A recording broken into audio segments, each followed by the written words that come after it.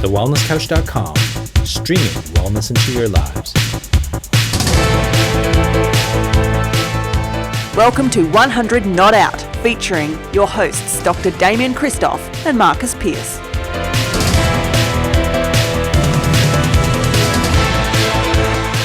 Hello and welcome to 100 Not Out, a weekly show dedicated to helping you master the art of aging well. My name is Marcus Pearce and I am here with the pharaoh of nutrition. He is the co-founder of the Wellness Couch and the Wellness Guys. He's King Damo. How are you, pal? I've been king and prince today. It's been amazing. King? Great to be here again. It's very 100 Not Out HQ. 100 Not Out HQ is an inspiring place, and our next guest walked in here and she said, "I just love the energy of this place." Yeah. And you know what? Not only when you talk and live and breathe the 100 Not Out lifestyle, we have a beautiful family. It's only natural that a beautiful energy would be felt in here, and we've got a beautiful energy with us today.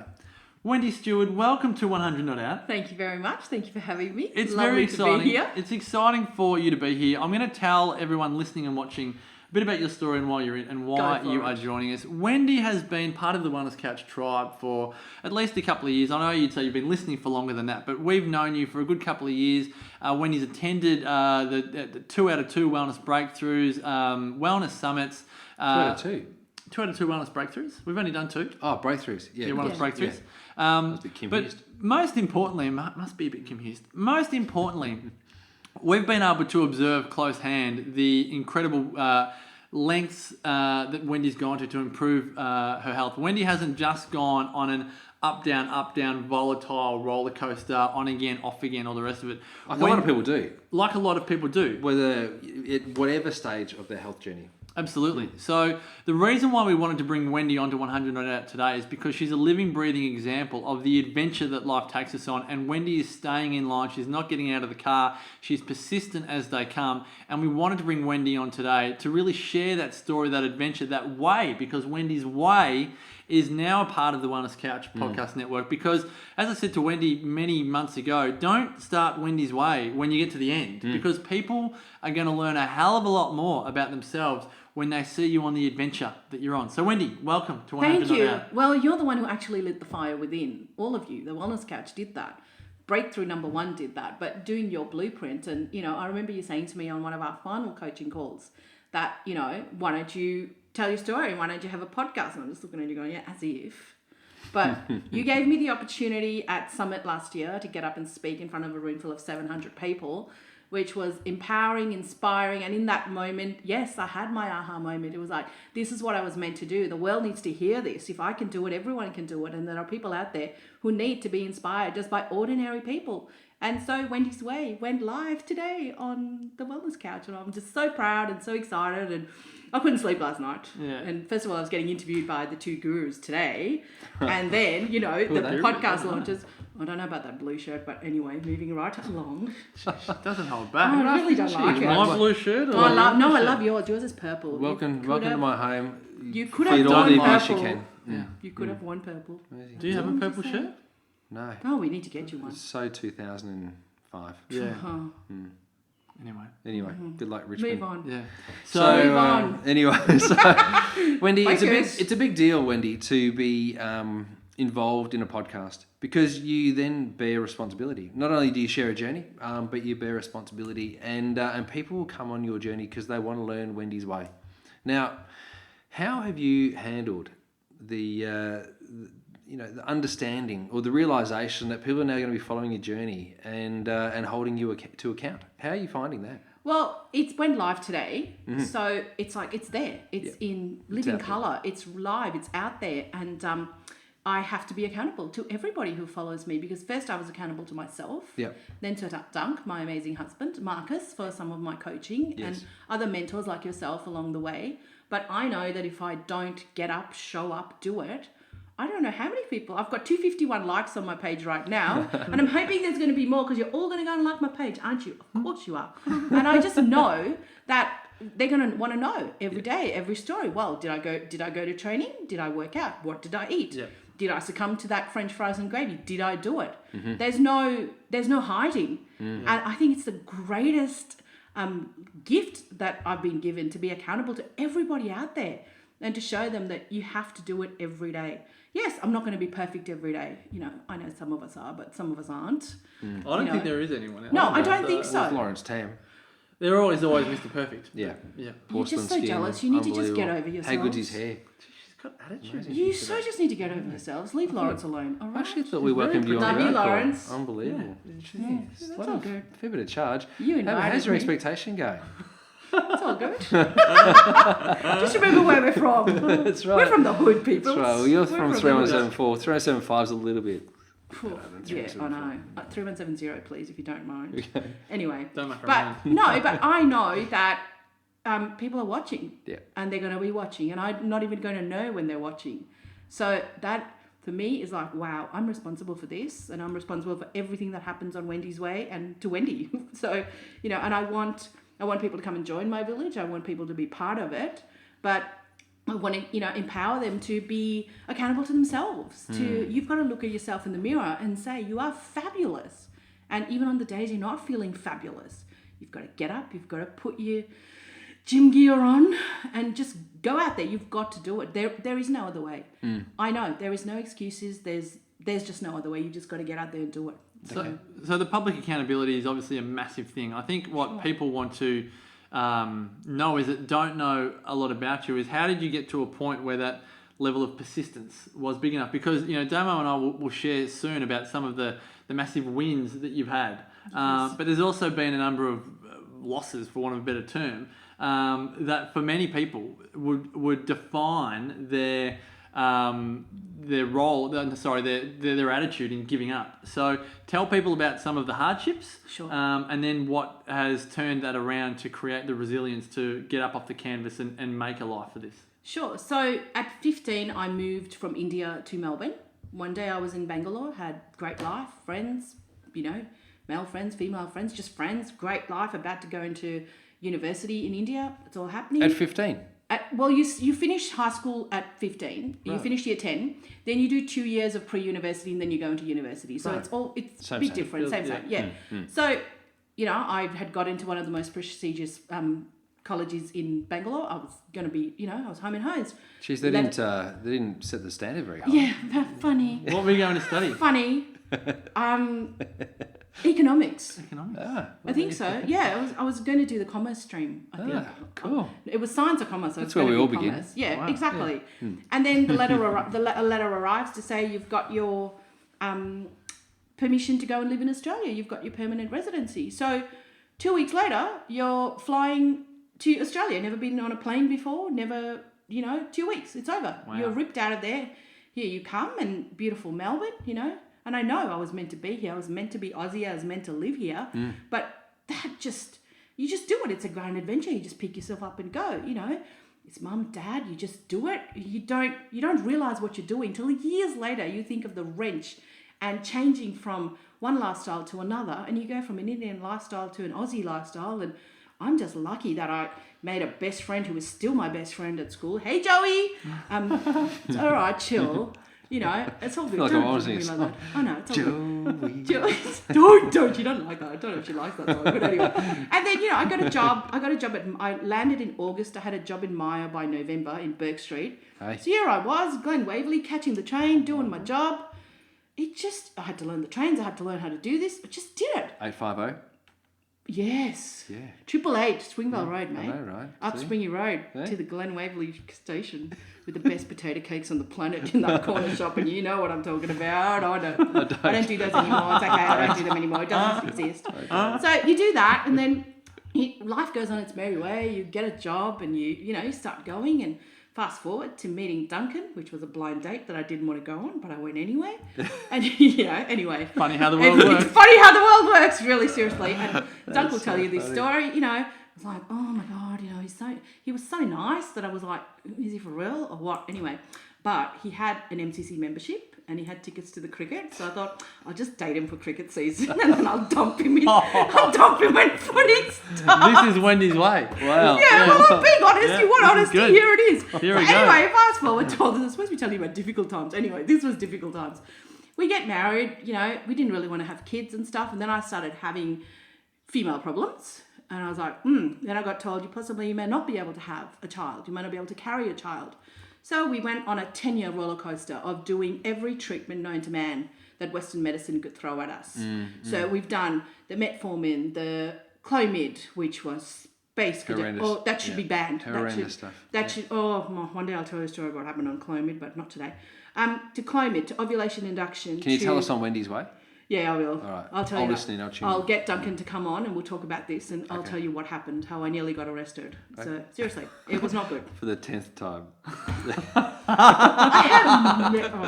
I'll just be quiet. I'm glad I'm sitting in the middle here. I'm glad I'm sitting in the middle. Damo, punch on. Anyway, so we do all this. We go through this 10-year journey and at the end of it, I'm sitting in my beautiful doctor's office and he just looks at me and he goes, no, it's just not going to happen. And you need to have an emergency hysterectomy or you're going to bleed to death. That's as simple as it was. Wow.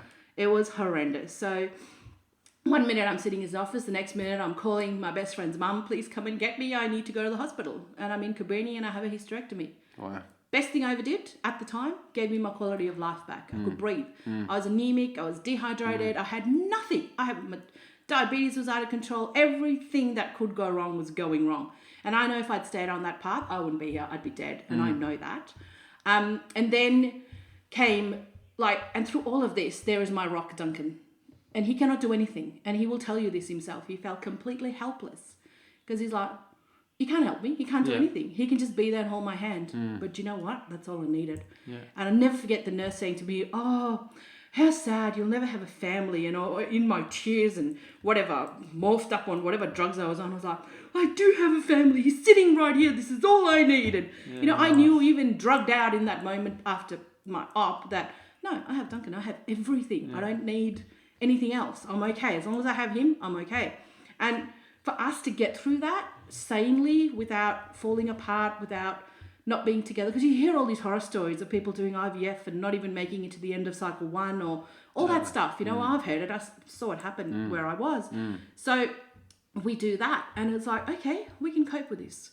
We can cope. If we can cope with that, I think we can cope with anything. So, and we've just got about of being the best aunts, uncles, godparents we can be and loving all the little people in our lives and the younger people in our lives. And we're so blessed to have them all with us. But I think adversity creates... Do you think Lawrence is a little person? No! Lawrence is a rock star. Stop it.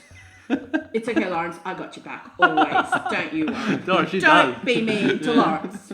I'll take you. All right, but you were going on. All right. No, I don't know what I'm saying. Okay, now. so can I pick it up? Can I pick it up for you? So you've gone through a number of life challenges. Yes. And at some point you decide to turn it around. Yes. What was the turning point? Because you obviously spiral. From what I know, I'll fill in a couple of the blanks. From what I know, you weren't always obese, for one. You said you were more like my wife, Sarah, more like tall and slim. Totally. And then a lot of that medical intervention and all the rest of it. And then food choices and all the rest of it. But at some point, you said, enough's enough. I'm turning my life around. What was the catalyst? How did it unfold? I think about 5 years ago, it was just like we went to play soccer with the kids. It was school holidays. I was looking after my friends' kids and we went to play soccer. I couldn't get on the ground. I could barely run. Never mind about run, I could barely walk. This is after the hysterectomy? This is after all of this. I'm talking 5 years ago. The hysterectomy was 2007. So, 2010. And I'm just like, I can't be this person anymore. I just can't be this tired person. I don't want to be the fat chick on the bus anymore. I just don't. I've told you that before. I just don't. So I'm like, I've got to do something. So I started, and that's when I came across all these amazing natural therapies like kinesiology and naturopaths. And I'd never heard of any of this stuff before because it just wasn't in my world. Aromatherapy, all this stuff. So I started investigating. And fast forward, my amazing friends, Cara, Deb, Jody, Cara came to the first Wellness Summit alone. And we were all like, you're crazy. What are you doing? You don't know anything about these guys. You're insane. She texted us from there after the first and said, you've all got to come next year no matter what. And the passion she came back with after listening to you guys speak at that first summit in Melbourne was like, oh, I want some of that. That led to going to Cindy O'Meara for the day, which led to reading Changing Habits, which led to, oh my Lord, what have I been putting down my throat thinking I was doing the right thing. So becoming a jerfer. And then for me, as you know, the first wellness breakthrough was my massive breakthrough. Yeah. It was like, I'm never going back. I seriously left my shit up on that mountain over there. So, and I'm never going back from that. So that was like, whew, That was a turning big point. one. And you were there. You know. Yeah. You saw it happen. So You were there. You were there. Yeah. I was You were looking there. for the people You were that holding Kim my had hand. lost. In the, Well, you were trying to get Yeah. people away from the bushfires. But you were there for that. So That was incredible, and wasn't it? I don't think I've ever looked back from that. And I know you guys were honest with me and said you didn't think I'd finish. Yeah. You said it to me. No, we didn't think. And That's when why you we said had- no, when you asked me, you said no, and you had things in place to if that happened, what would you do? Yeah. But when you asked me, as after we came back from that 5K walk in the room in front of everyone, what did you must have thought about giving up? And I said, I never did. And I guess that's me. I just don't give up. It might take me a while to get there. Yeah. And I knew no matter how long it took, I would get there. It just, whether it took an hour, whether it took 2, I was not going to let it beat me. And it was like, same thing. Duncan, we're walking out of the room and you told us we weren't allowed to talk. He grabbed my hand and he said, whatever happens, I got you. That's it. That's all I needed. Oh, and if he's not going to leave me, I don't want to be alone in a forest. And as you know, Duncan's challenges with that experience, which I'll leave him to tell you about one day, but he didn't falter. So if he didn't falter, I didn't falter. And yes, I know I would have done it, but when you've got yourself and Kim and everybody, Lawrence and Brett and everybody and I know you weren't exactly there, but you were there too, but everyone's around you. And that photo of everyone holding my hand, supporting me, and I know I can do this because I've got my village around me. I've got my tribe. It's like, these guys are never going to let me fall. Even if I do fall, they'll pick me up and go, it's all right, come on, let's go. And if I hadn't have finished, it wouldn't have been the end of the world, but it would have for me. So Wendy, you've got all this inspiration, which I love, and inspiration is what creates change. Motivation can signal change, but inspiration creates it. And so I love that you're inspired, and I don't want to discount anything here at all. And inspiration for you is Duncan, quite clearly, right? Yes. What happens if Duncan falls off the rails? Yeah. What happens if Duncan falls off the rails, or he says, it's okay, you've fallen off the rails, that's okay? How do you get back up? Because your inspiration lives with you the whole time and is the same age as you and has the same responsibility as you in the relationship, age mentally. Like, you're both so dependent on each other, making sure this works. So how do you safeguard that? How do you fail safe it? Well, it does happen, believe it or not. Like, there's been mornings I don't want to go to training. It happened a couple of weeks ago. I was just like, nah, I'm done. I just had nothing left. The tank was empty because I hadn't been doing the self-care that I needed to be doing.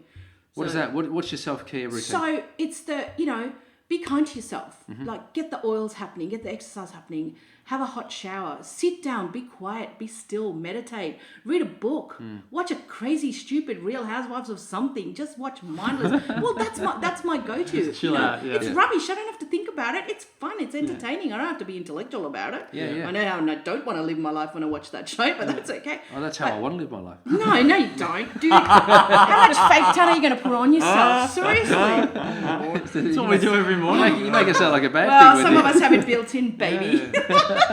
But Duncan actually, sorry, Bob, came and actually put my socks and shoes on. I'm lying in bed and he just grabbed my leg and put my sock on. That's great. And he's going, you're going, don't care. And he goes, well, I have to go and you have to drive, so you have to go. I went, I was cursing and swearing and, calling him everything. Well, anyway, whatever, love you, Bob. And, he's like, okay. And I get there and I'm fine and I'm good and I want to be there. Yeah. And for Dunk's addicted to chocolate. And I've had this conversation with you in the clinic not so long ago. And I found a stash in the house. I don't buy it because I don't eat it. I don't like it. And I found it. And I was just, okay, I have to be cool about this because you know what? It's his journey. He's got to... And you pick your battles. I pick my battles. And we spoke about this morning, didn't we? Yes. Did you? Not in particular about you and Dunk, but we were speaking... Well, maybe you were. Maybe it was secret. But we were talking about the degrees to which you would get fired up. So for cigarette smoking versus chocolate, there'd be something different. There'd be a different sort of response versus missing the bus or whatever else. The way I looked at it is, okay, it's one chocolate bar. Yeah. It used to be a lot more than that. It used to be a large French fries and gravy for me. It used to be a massive slab of chocolate for him. It was one Cadbury Dairy Milk, plain Cadbury. I'm not saying it's right or wrong or anything. And I just went, okay.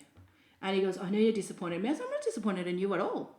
I said, I know I've had a bucket of hot chips and I'm probably going to have another one eventually. But, and I was like, okay, let's just try to do this better. And he goes, and he said to me, oh, you finding that wrapper was just, oh, Lord. Yeah. You know, she got a knows. razor. It's good to be caught. Yeah. It's good to be caught. Yeah, caught. yeah. And I said to him, "Did you?" He goes, "I just forgot it was there." You know, and he just pulled out his keys and put it on and out came the wrapper on the kitchen bench, and I just went, "Okay, all right, no problem." You know, and I just same thing. I was so mad with him. But this is the good But question. I let it go. I let it go because that's not the fight. Yeah. If you know a packet of cigarettes had come out, oh my Lord, fathers, Yeah. find another house to live in, buddy. You ain't living in mine. So what are the expectations that you guys have set? I mean, this is something that people are going to learn about Yes. when they're watching and listening to Wendy's Yes, Way. But yes. well, for you to get upset about that, there's clearly an expectation that's not being met. So what agreements or commitments, like, as Damo says, a great question. If Dunk falls down, does that mean you fall down? If No. you fall down, does that mean Dunk falls down? No. What agreements have you set in place? Have you set in place that there's no chocolate? Have you set in place that there's no chips and gravy? Like, what are the expectations that you two have on each other? So chocolate and chips and gravy is a sometimes, very rarely sometimes. It's a once a month. It's once a month, so Right? that's the number? That's Once the a number. month. Yeah, nice. Right? Good. We went to the footy, and I remember you talking about the donuts with Jacko? Jackson Yep. at the footy. Yep. Same thing. We've been going to the footy. Yep. And I said to Dunk, we used to do this. I mean, he used to eat it. I used to buy it. He used to eat it because I don't, I'd eat the outside of it because I don't like the jam anyway. And I went, if you want to have it, I have no problem because this is a one-time thing. Yeah. We don't do this all the time. He said, you know what? I don't really even want to. Fine, perfect. Our thing is we're not going to be 100% jerk. We want to be jerk as much as we can, and we are. But every now and then, you know what? It's okay to have some chocolate. And my thing was, let me buy you some really good chocolate from Damo's clinic next time I'm there. And I did. And I did buy it for him. And I said, here you go. I'd rather you ate this or the milk or something, loving it, or something really good, Yeah. which he loves. Yeah. Yeah. And he goes, yeah, it was just, I said, no, it wasn't a moment of weakness. You wanted chocolate. Yeah. It's not a crime to want chocolate. Yeah, it's a human And- experience. A human Exactly. experience. So And you can't be like just eating, yes, we eat jerk, 99% of the time.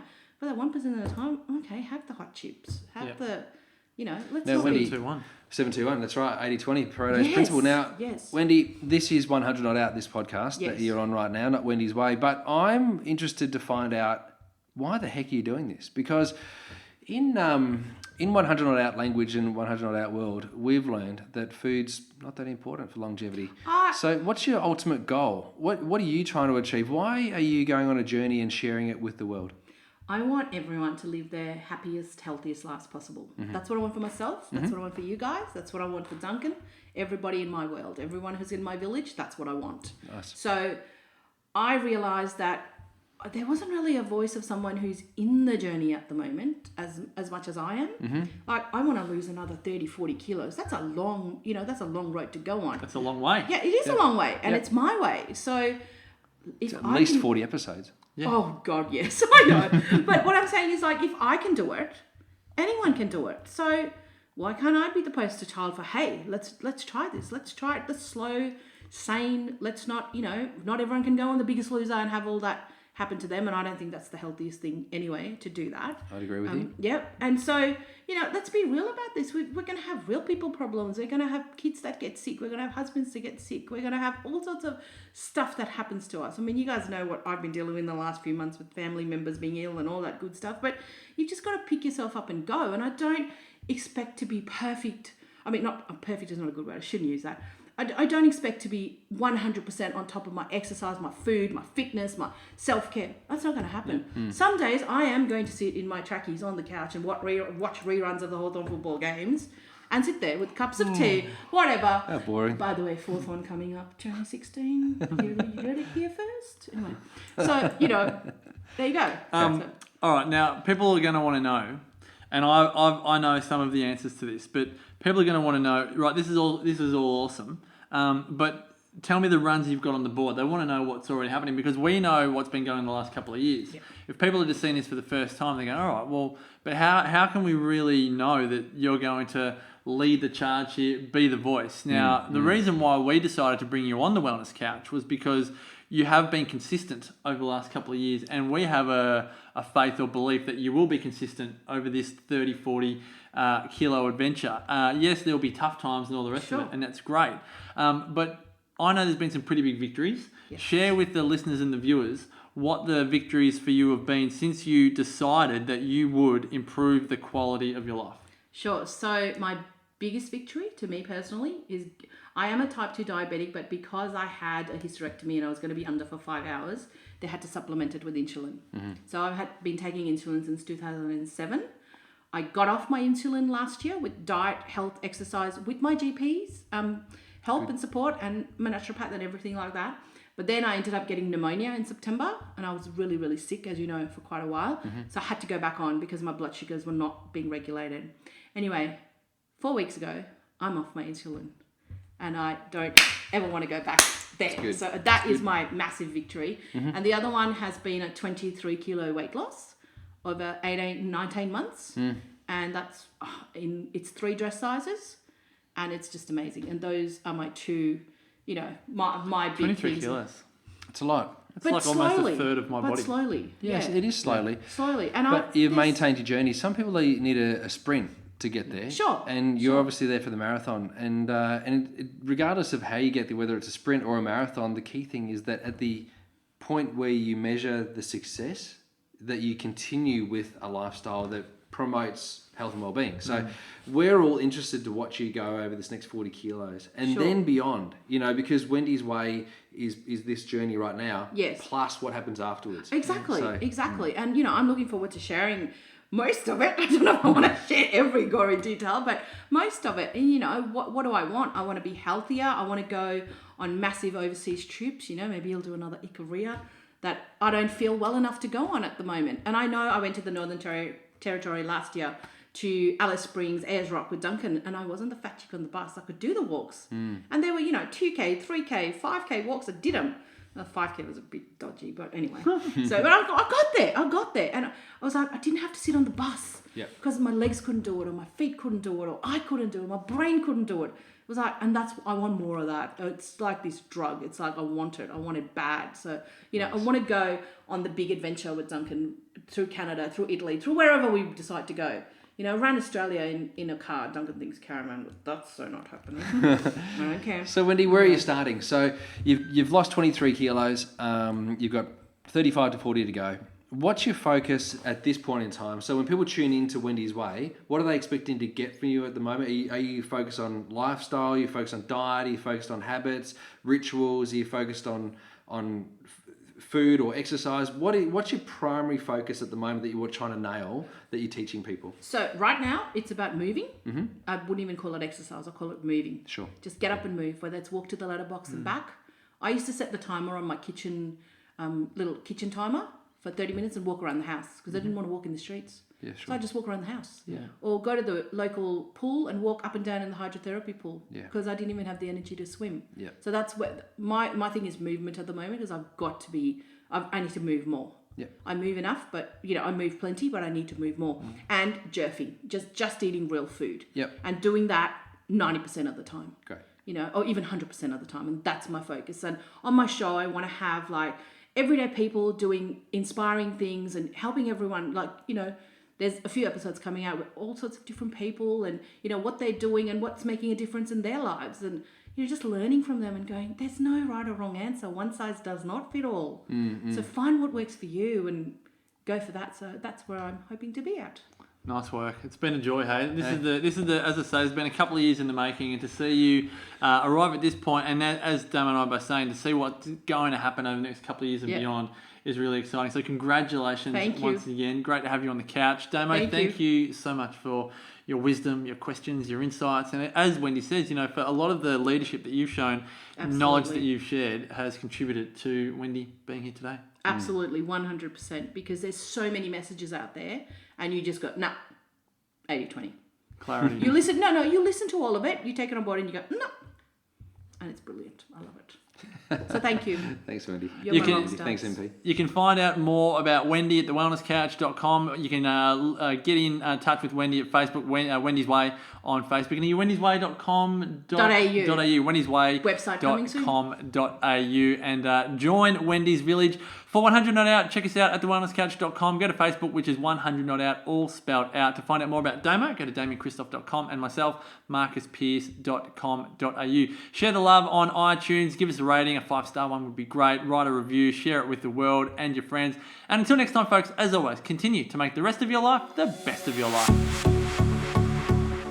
This has been a production of TheWellnessCouch.com. Check us out on Facebook and join in the conversation on Facebook.com/The Wellness Couch. Subscribe to each show on iTunes and check us out on Twitter. The Wellness Couch, streaming wellness into your lives. Whilst the Wellness Couch presenter endeavor to provide accurate and helpful information to their listeners, these podcasts cannot take into account individual circumstances and are not intended to be a substitute for health and medical advice from a qualified health professional. You should always seek the advice of a qualified health professional before acting on any of the information provided by any of the Wellness Couch podcasts.